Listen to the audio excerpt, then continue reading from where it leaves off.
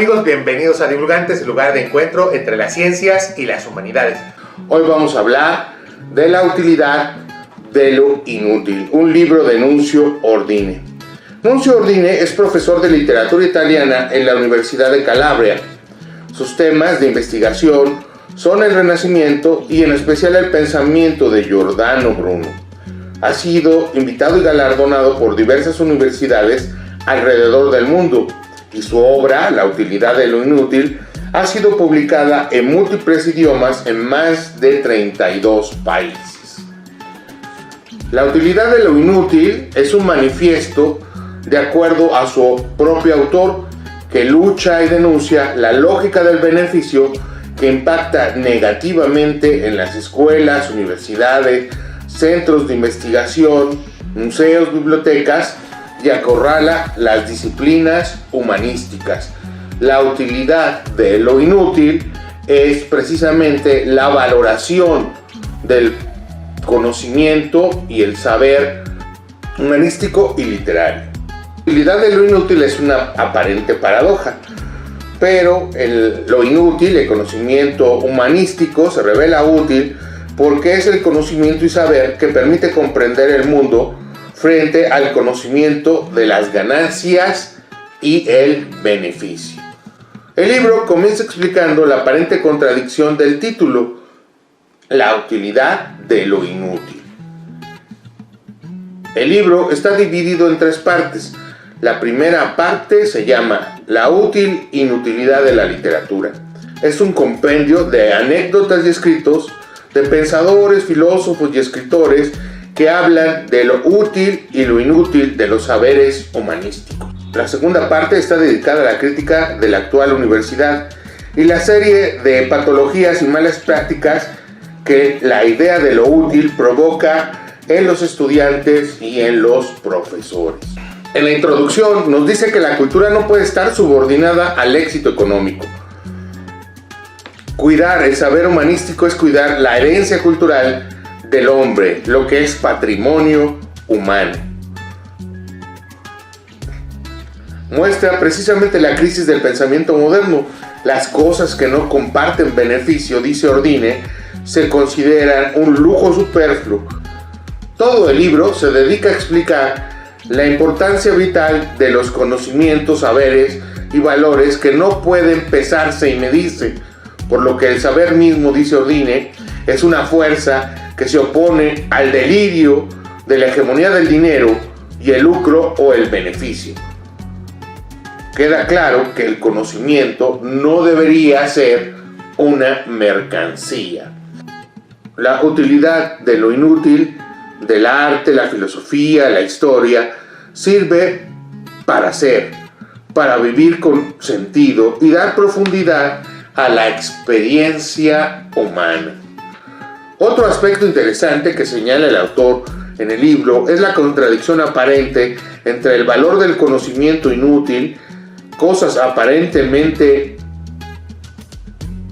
silenciosas e inofensivas, el teatro, la pintura, la música y la literatura, pero que reflejan un gran poder. Por ejemplo, cuando los dictadores o los regímenes totalitarios y fascistas los desean prohibir o destruir. Así, algo que es aparentemente inocente se vuelve algo verdaderamente poderoso.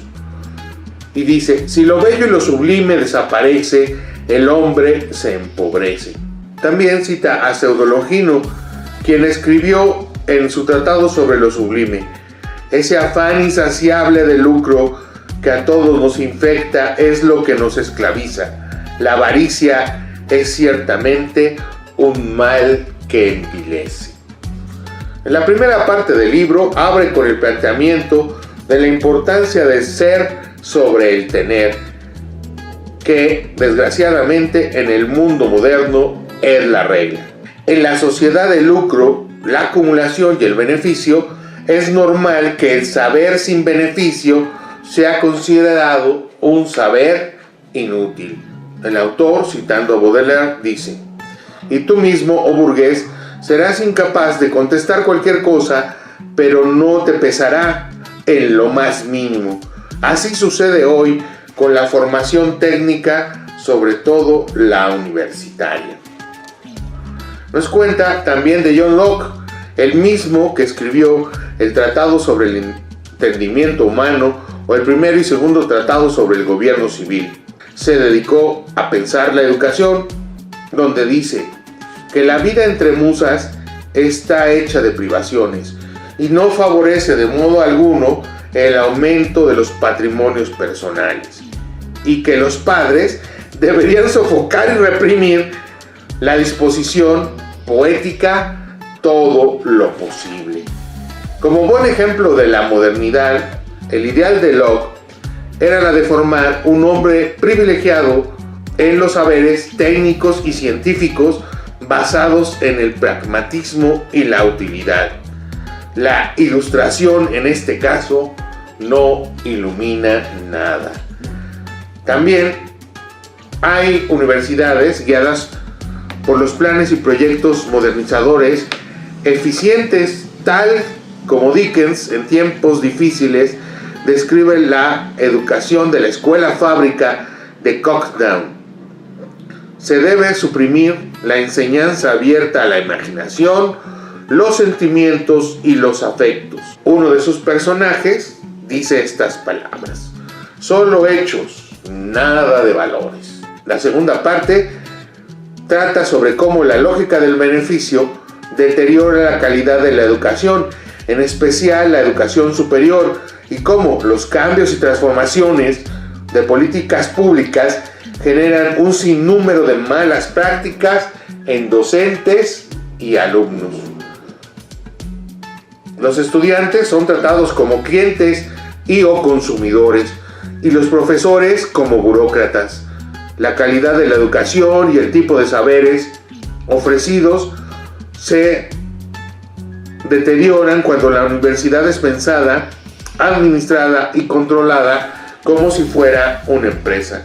Señala correctamente que la educación universitaria va más allá de las buenas competencias técnicas.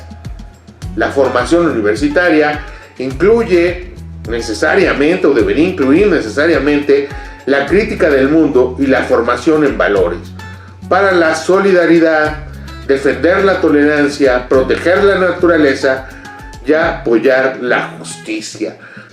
También nos dice cómo en el discurso de Víctor Hugo, pronunciada en la Asamblea Constituyente de 1848, que las crisis no se superan recortando fondos para la cultura, sino duplicándolas.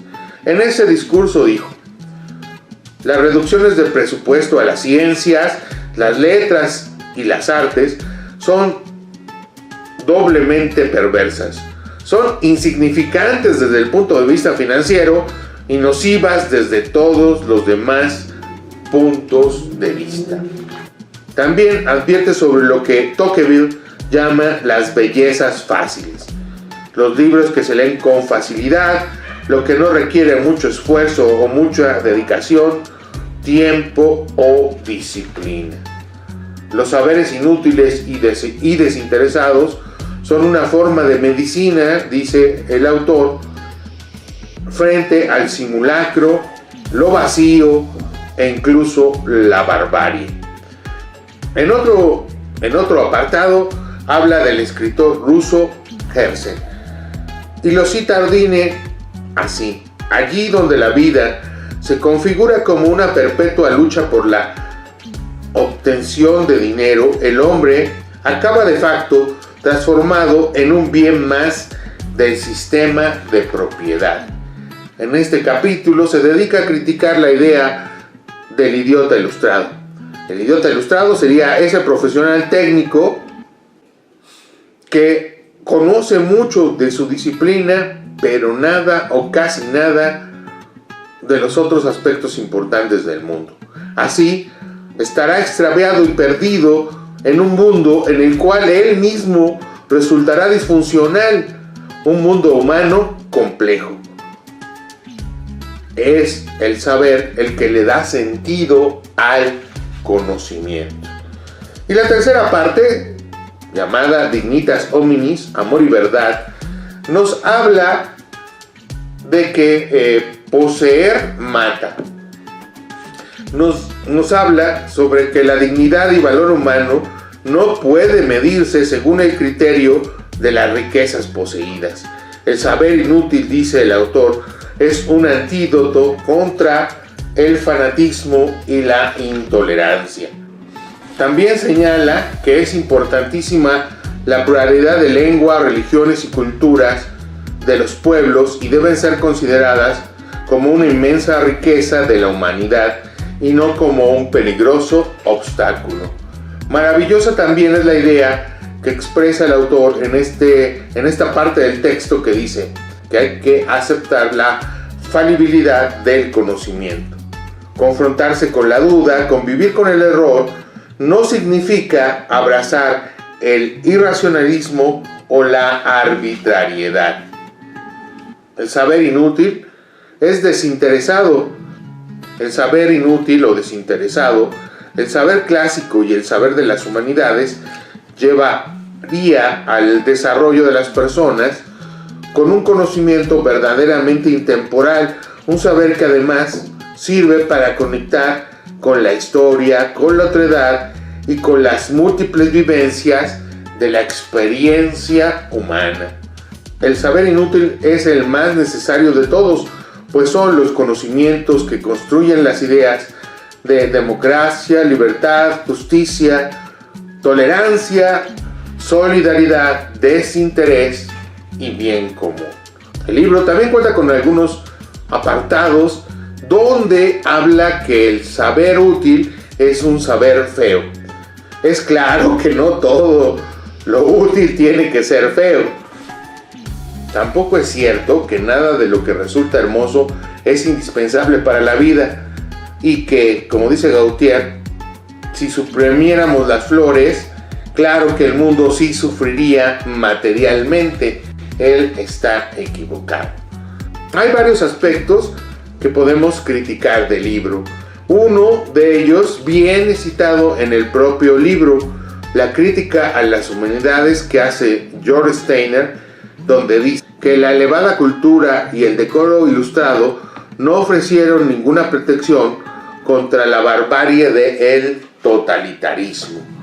Tampoco es cierto que el saber de las humanidades y la literatura no sea una mercancía, y eso se demuestra fácilmente revisando lo que las grandes editoriales nos dicen que leer o lo que los medios informan.